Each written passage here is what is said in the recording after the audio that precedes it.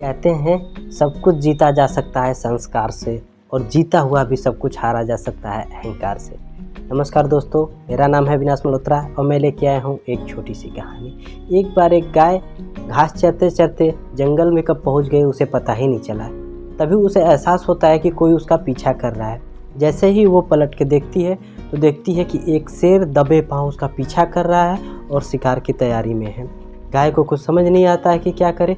अगर वो पीछे जाती तो शेर उसका शिकार कर लेता। वो क्या करती है कि धीरे धीरे आगे बढ़ने लगती है और जंगल में चली जाती है। जंगल में आगे जाने के बाद एक तालाब के पास जाके वो रुक जाती है। तो शेर भी उसका पीछा करते करते वहाँ पहुँचता है और देखता है कि वो तालाब के पास है। तो वो सोचता है मन ही मन कि बस अब ये गाय फंस चुकी है, जैसे ही ये अंदर जाएगी तालाब में मैं इसका शिकार कर लूँगा। और गाय को भी समझ में नहीं आता है कि अब वो क्या करे। शेर तो ये देखते देखते वहीं बैठ जाता है क्योंकि उसे पता है कि अब ये गाय फंस जाएगी, कहीं जा नहीं पाएगी। तो गाय क्या करती है कि उसके पास कोई ऑप्शन नहीं रहता है। वो धीरे धीरे तालाब के अंदर जाती है। अंदर जाते ही उसे एहसास होता है कि जो तालाब है, तालाब में पानी बहुत ही कम है और कीचड़ बहुत ही ज़्यादा है। जैसे ही वो थोड़ा सा अंदर जाती है वो गाय उस कीचड़ में फंस जाती है। शेर ये देख रहा होता है और मन ही मन खुश हो रहा था कि अब ये गाय पूरी तरह से फंस चुकी है, अब मैं आराम से इसका शिकार कर लूँगा और जी भर के खाऊँगा। तो शेर जो है अपनी जगह से उठता है और धीरे धीरे वो भी तालाब के अंदर जाने लगता है। जैसे ही वो तालाब के अंदर जाता है उसे भी पता नहीं होता है कि नहीं उस तालाब में जो है कि कीचड़ ज़्यादा है और वो भी उस दलदल में फंस जाता है। अब थोड़ी दूर पे गाय फंसी होती है और थोड़ी दूर पे शेर फंसा होता है। दोनों चाह कर भी कुछ नहीं कर पा रहे थे। गाय वहाँ से भाग नहीं पा रही थी और शेर उसका शिकार नहीं कर पा रहा था। यही प्रयास करते हैं दोनों, लेकिन कुछ कर नहीं पाते हैं। थोड़ी देर के लिए जंगल में सन्नाटा सा छा जाता है और फिर गाय पूछती है उस शेर से कि क्या तुम्हारा कोई गुरु, कोई मालिक है?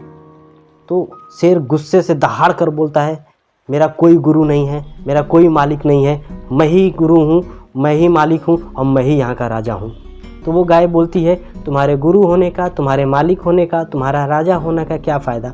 तुम तो यहाँ फंस चुके हो और यहाँ से बाहर नहीं निकल पा रहे हो।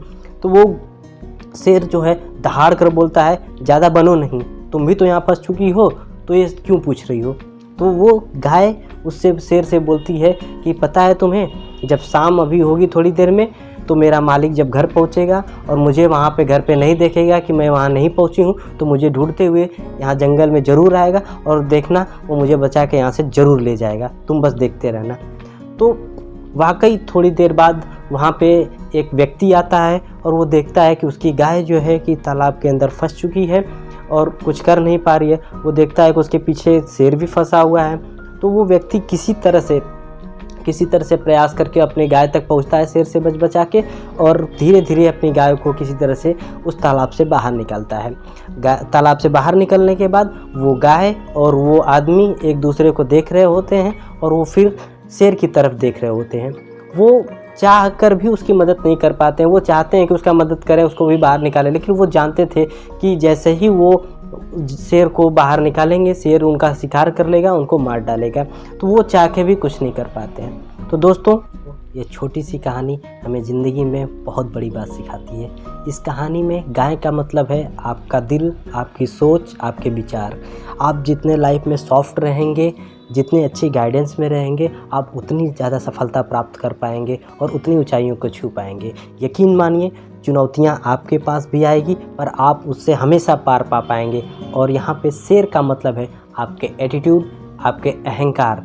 आप जितना सोचेंगे कि आप ही आप हैं, बाकी कोई कुछ भी नहीं, तो यकीन मानिए आपको बर्बाद होने से कोई नहीं रोक सकता है।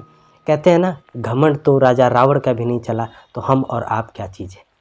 दोस्तों, अगर ये कहानी आपको अच्छी लगी हो तो वीडियो को लाइक करें, चैनल को सब्सक्राइब करें और अपने दोस्तों को ज़रूर शेयर करें।